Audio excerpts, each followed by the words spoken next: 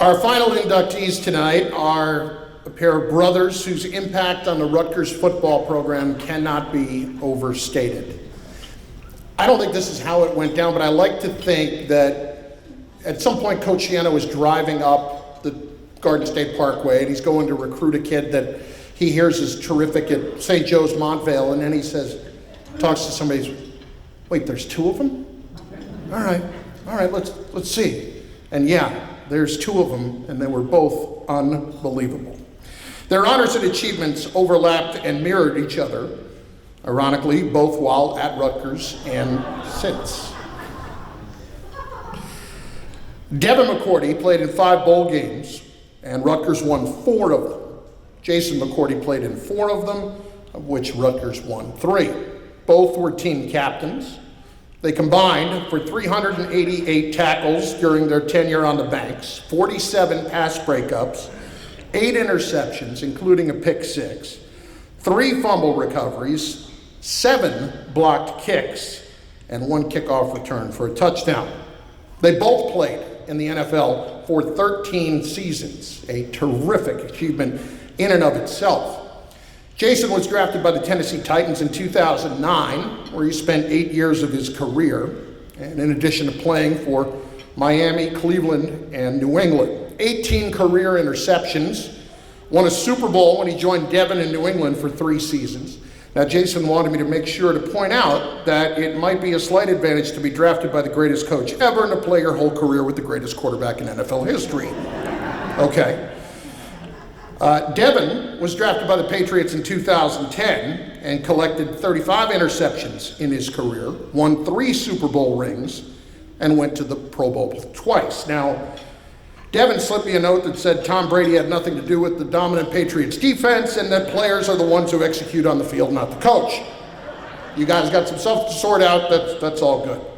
But where it really gets important is what they have done off the field. In 2013, they launched their Tackle Sickle Cell campaign in partnership with the Embrace Kids Foundation.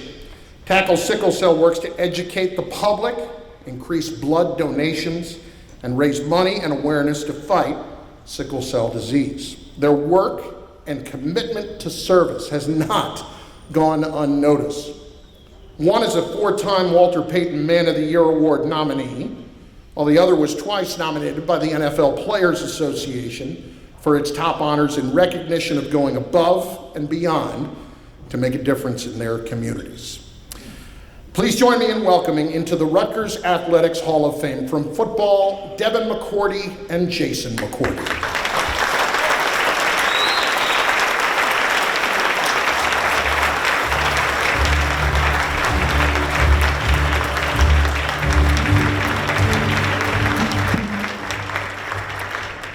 Appreciate it. For you guys that don't know, I join Chris Carlin's radio show each and every week. And on Wednesday, he told me to promise that I'd keep my speech extremely short because he has things to do tonight. I also want to thank all of you guys. I know the Giants and Cowboys are playing right now. My older brother and uncle have been checking the score of the game the entire night. They've been kind of listening to a little bit, but they're big Cowboys fans. You wouldn't expect that, but that's just what it is. I didn't expect to be up here. You don't have any parking tickets you got to pay before you get your ring? They said the Hall of Fame, you're good. You can have unpaid parking tickets. You're good? Yeah. All right. You want to thank some people? I would say, Chris, awesome introduction. Shiano's not here to defend himself, but the truth is he didn't come, and wanting 2 players. He only wanted Jason. So Jason's going to speak first because he's the only reason I got a scholarship to Rutgers. Coach Shiano thought the only way Jason would go would be offering me too, so I guess I'm only here because of you. I gotta say thank you. Even though I was a better player, I still thank you for bringing me here. I'm still waiting for my check to help you get drafted. But I also want to say congratulations. To listen to the stories of everybody, to hear John, who played 15 different sports while he was here at Rutgers, but also was breaking color barriers and was doing something far beyond just what his reach was going to be, and generations later we're still talking about him and the impact, and it's going to continue to grow.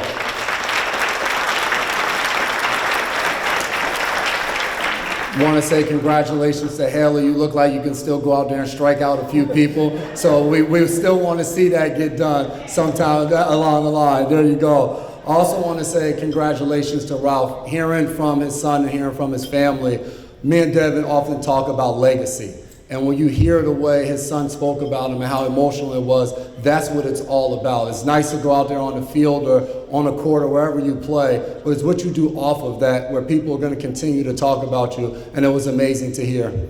I also want to say congratulations to Maria.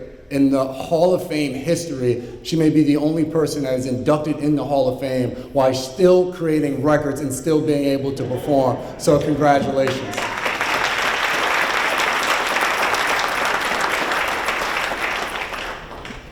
I just want to say thank you to, we have some of the people from our high school here.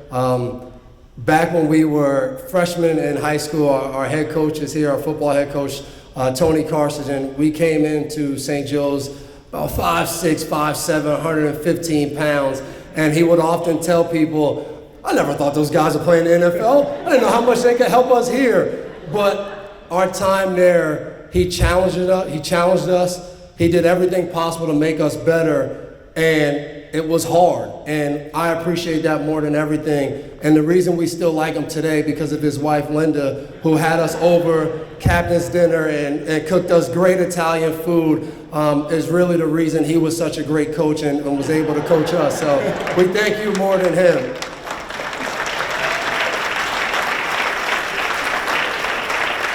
And then also here is Reginald St. Rose, which was really the reason that we went to St. Joe's and then ultimately led to a scholarship to Rutgers, was him coaching us, or coaching me in a spring basketball league when I was in 8th grade, and him telling me about the school and about the opportunities. And we got there, he was a lot meaner as a high school coach than he was in that spring league.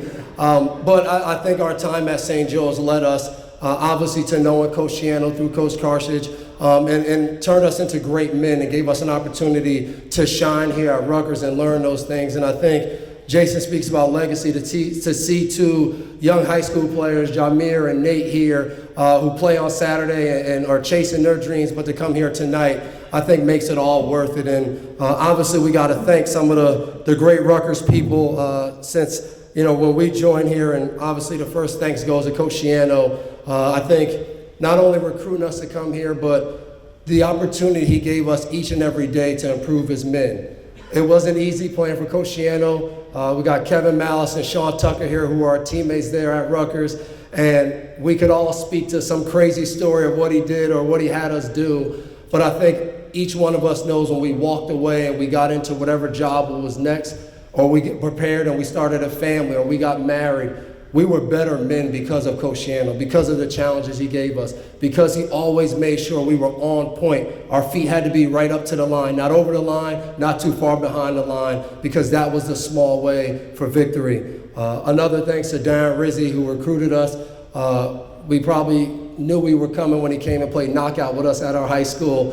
An awesome guy, and just instilled a lot in us and given us an opportunity to come here. And just want to thank the athletic directors that were here when we were here, Bob McCahey, who I think really changed a lot of different things here at Rutgers when we were on the rise, and we had some other great players that came here and played alongside of us. And then obviously Tim Pernetti, who kind of took it over the top and got us to new heights here at Rutgers. So we appreciate all those people. Yeah, and all of our coaches and teammates, everybody was there. K-Mac is here, always representing and doing whatever is necessary for the Rutgers program. We share this microphone, and so many experiences for us throughout our entire lives were shared experiences. And that went a lot further than just the football field or the basketball court. We used to argue over video games and everything, but we challenged one another and we pushed one another.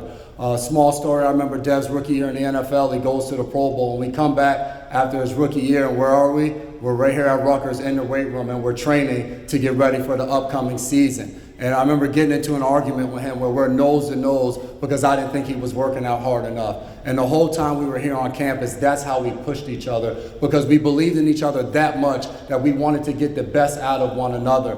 And I think about that, and you ask yourself, where does that come from? And for us, it always started at home. Our father passed away when we were just 3 years old. And I always tell people it's a blessing and a curse because I was so young I didn't get a chance to really know him and understand who he was as a person, which is very sad and disheartening, but at the same time, I didn't know what I missed out on. And my blessing was the woman that he decided to have kids with. Our mom sacrificed everything she possibly could to make sure her 3 boys had everything they needed. Maybe not everything we wanted, but everything we needed. And she always used to tell us, it's not where you start, but it's where you finish. And I look at my journey from Rutgers to standing here, getting ready to be inducted into the Hall of Fame, and it's like, Mom, this is where I finished. And who knew with the few scholarships that we had coming out of high school, we'd be standing up here today. So I just want to thank my mom and give her understand how much she meant to her.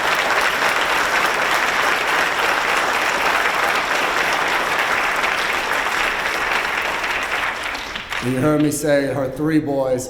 We don't play football if it's not for our older brother, Larry. I remember we were just 10 years old. We were basketball players, but we thought we were. We couldn't shoot, but we could play defense. And he was the one who first put us in football and encouraged us.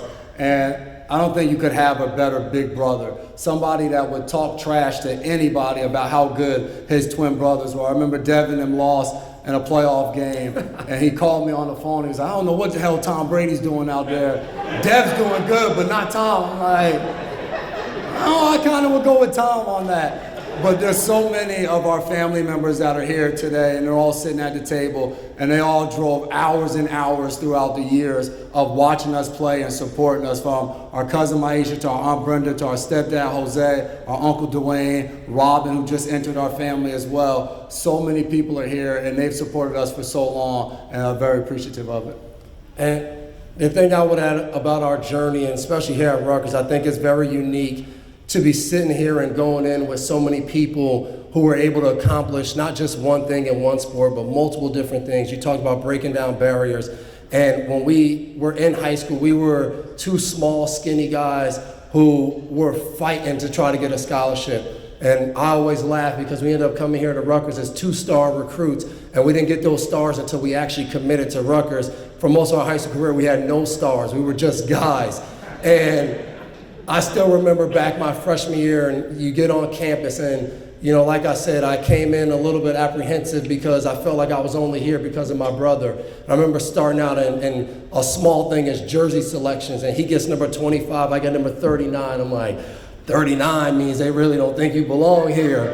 And I remember my freshman year traveling home and sitting sometimes in my mom's house or my aunt's house that lived right down the road, watching the games, being a red shirt, and just wanting to play. And I remember the next year thinking about transferring because I was scared to death I wouldn't play. And then my roommates, Taekwon Underwood, they're playing. I was like, you know what? I'm gonna be your agent. I'm gonna try to be an agent. And being here tonight is a reminder of how much you have to believe in yourself.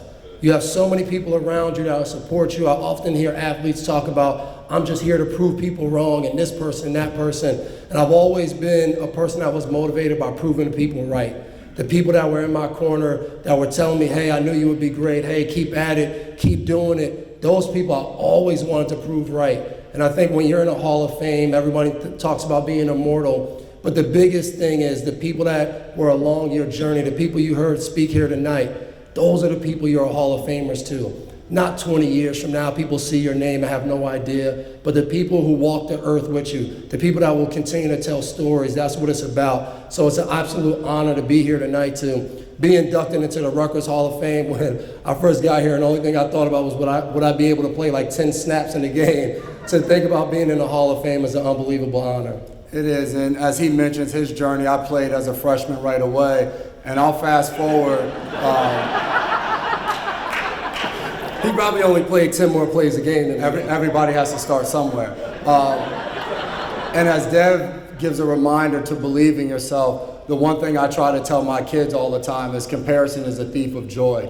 We both get drafted, him a year after me, and here I am in Tennessee, and I play 8 years in Tennessee. I never even get close to a playoff game. Finish with the Tennessee Titans, I go play for the Cleveland Browns, and surely it's gonna get better, and we don't win a single game for that entire season. And I remember among those 9 years, Dev goes to the Super Bowl one year, and I say to my wife, I'm tired. One of the 4 years you went, I'm sorry.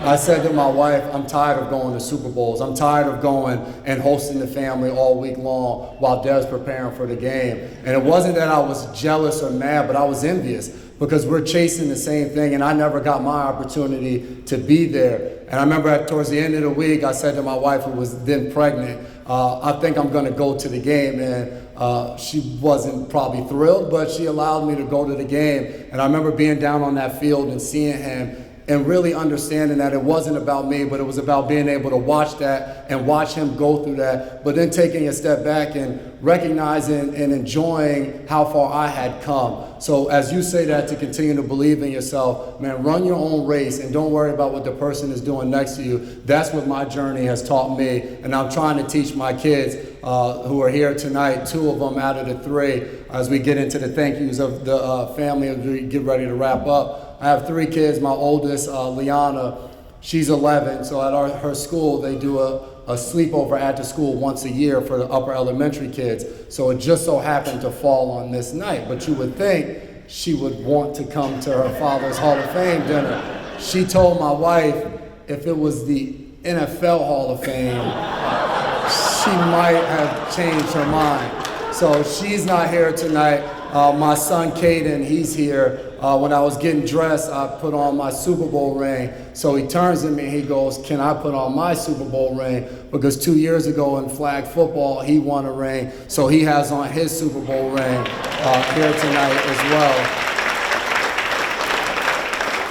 And then my youngest is here as well, Kai. She has absolutely no teeth in her mouth right now, but she's the one that if I allowed her, she'd come up here on stage and she'd be doing back handsprings just to show you what she has. So I thank you two for being here and sitting almost quietly throughout the night. And then I want to, as I wrap up, and say thank you to some of our friends out here. We have a high school friend that's here, Edwin. We've been friends since 9th grade, and he'll fly from wherever to support us. So I appreciate you being here. And we also have our agents out of here that have been with us for over a decade, and we're doing new things in the broadcasting world in so many different phases of life.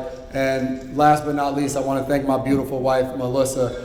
We met here in college, my sophomore year, her junior year, and we've been together since. We haven't broken up. We've had some arguments. We probably argued on the way here as we were getting ready to get the kids dressed and all of that. I remember while I was playing football games at Rutgers and then transferred into the NFL, right before kickoff, she would always text me, "They can't see you." And what she meant by that is go out there and be confident and believe in yourself. And I could always do that because when I got home, no matter how successful or if it was a failure, she was always there to greet me, whether it was with congratulations or harsh words of the truth. She has challenged me in so many ways, not only to be a better athlete, but to be a better person. Whenever I fall short, she doesn't mince words. She doesn't try to do it in a soft way. She goes directly at me, and I'm not always ready to hear it, and I'm not receptive of it all the time, but she knows that I always hear her. I love you forevermore. I'm very grateful to our 10 years of marriage.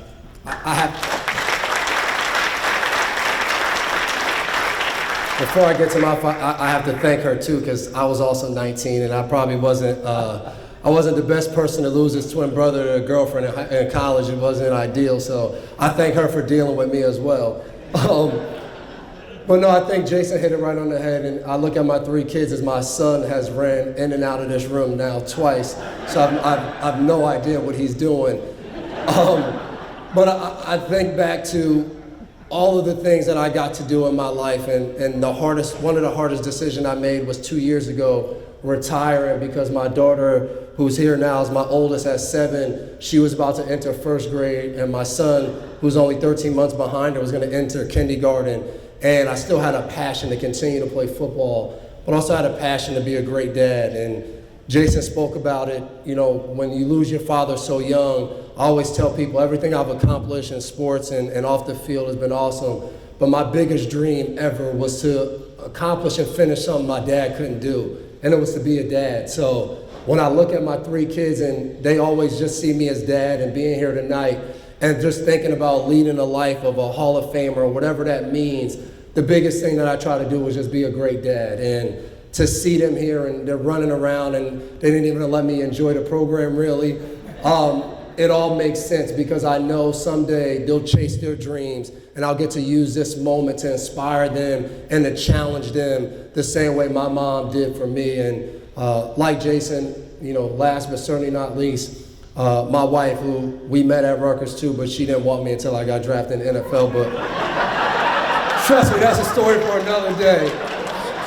Back up, it's my time. She's a doctor.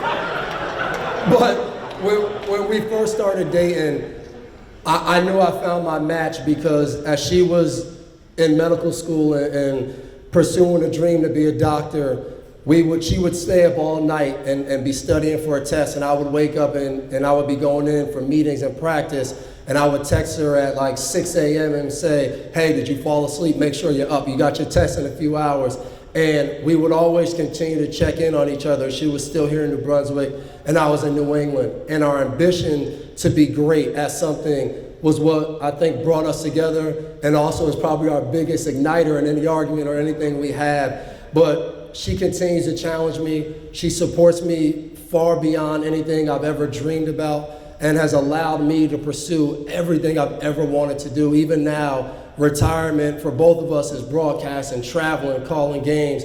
And our wives, I'm sure, thought when we retired that meant we would vacation in September and go away for Christmas, and we're still at NFL games. So I just want to say thank you, I love you. And I want to leave everybody with a verse in 1 Corinthians chapter 9, verse 24 and 25. It says, do you not know that in a race all the runners run, but only one gets the prize? Run in such a way as to get the prize. Everyone who competes is in the game, goes into strict training. They do it to get a crown that will not last, but we do it to get a crown that will last forever. Always have purpose in everything you do. Know why you do it. Chase it with all your might. Don't let anybody ever get in the way. And know everything you do has to live on longer than you, because everything here is fleeting. I appreciate you guys. Thank you. Mama, we made it.